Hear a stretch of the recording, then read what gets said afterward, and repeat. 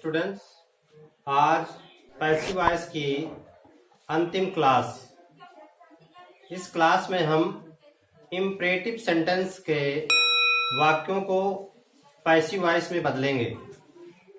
Imperative sentence अर्थात आदेशात्मक वाक्य, इन्हीं को हिंदी में आज्ञासूचक वाक्य भी कहते हैं। इम्परेटिव जिन वाक्यों से आज्ञा, विनती, प्रार्थना, सलाह आदि का भाव व्यक्त होता है उसे हम इम्परेटिव सेंटेंस कहते हैं। सबसे पहले हम इम्परेटिव सेंटेंस के साधारण वाक्यों को पैसिव वॉइस में बदलेंगे, जिनका स्ट्रक्चर होता है। सबसे पहले लेट प्लस ऑब्जेक्ट अर्थात कर्म plus be, third form of the verb, क्रिया की तीसरी सूरत का प्रयोग करते हैं, प्लस अदर वर्ड्स, अन्य शब्द। For example, shut the door, दरवाजा बंद करो। इस सेंटेंस का ऑब्जेक्ट है द डोर, तो बनाने का नियम है सबसे पहले late plus object the door, इसके बाद बी रखेंगे। शट का थर्ड फॉर्म शट ही होता है, let the door be shut. इस तरह से ये पैसिव वॉइस में बदलेगा। इसे हम दूसरे रूल्स के तहत भी बना सकते हैं।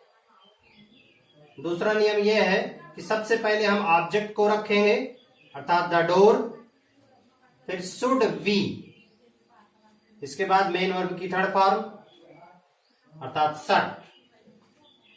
इसे तीसरी प्रकार से इस प्रकार से भी बदल सकते हैं, भाव के अनुसार। जैसा कि वाक्य है आपका शट द डोर, दरवाजा बंद करो, अर्थात आपको आज्ञा दी गई। इस वाक्य में आज्ञा का बोध हो रहा है, इसलिए हम इसे इस तरह से भी पैसिव वॉइस में बदल सकते हैं, you are ordered to shut the door. इस तरह से इम्परेटिव सेंटेंस के वाक्यों को हम 2 या 3 नियमों के तहत बदल सकते हैं। अब सबसे बड़ी बात यह होती है कि हम इसको जानेंगे कैसे कि इम्परेटिव सेंटेंस का वाक्य है। इसको पहचानना बहुत ही आसान है। यदि वाक्य मेन वर्ब की फर्स्ट फॉर्म अर्थात मुख्य क्रिया की पहली सूरत से शुरू होता है तो हम समझ जाते हैं कि यह है let plus object the doctor be called, call का third form called, at once, ये आपका अदर वर्ड्स है, अन्य शब्द है, इसे अंत में रखेंगे। अब इसे दूसरी प्रकार से ऐसे बना सकते हैं, सबसे पहले ऑब्जेक्ट रखेंगे द डोर, इसके बाद शुड बी, मेन वर्ब की third form called, at once, तथा भाव के अनुसार जैसा मैंने बताया आपको कि यहां पर सलाह का बोध होता है, तो इसे हम निम्न तरह से बना सकते हैं, you are advised to call the doctor at once. अब इम्परेटिव सेंटेंस के वाक्यों में यदि प्लीज या काइंडली का प्रयोग होता है तो उसे हम निम्न तरह से पैसिव वॉइस में बदलते हैं, you are requested to help me. इसके बाद हम निगेटिव सेंटेंस को पैसिव वॉइस में बदलेंगे, जिसका रूल होता है, स्ट्रक्चर होता है, सबसे पहले लेट प्लस ऑब्जेक्ट, इसके बाद not be, third form of the verb plus other words. For example, don't make a noise, शोरगुल मत करो। ऐसे वाक्य डू नॉट से शुरू होते हैं अर्थात डोंट से, तो हम समझ जाते हैं कि ये इम्परेटिव के नकारात्मक वाक्य हैं।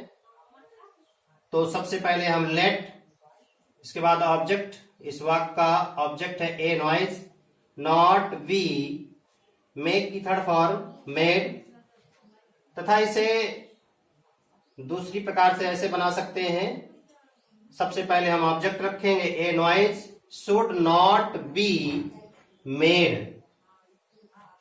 तो पैसिव वॉइस में हम डू को हटा देते हैं।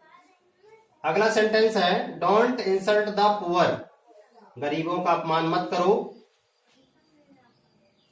तो आपका एक्टिव वॉइस का वाक्य डोंट से शुरू हुआ है और इसके बाद मेन वर्ब की फर्स्ट फॉर्म, ये आपका ऑब्जेक्ट है द पुअर।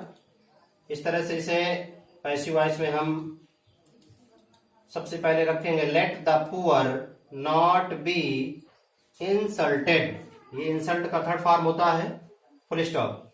तथा हम इसे दूसरे नियम के तहत सबसे पहले object the poor should not be insulted, इस तरह से हम इंपरेटिव सेंटेंसेस को, वाक्यों को पैसिव वॉइस में बदलते हैं।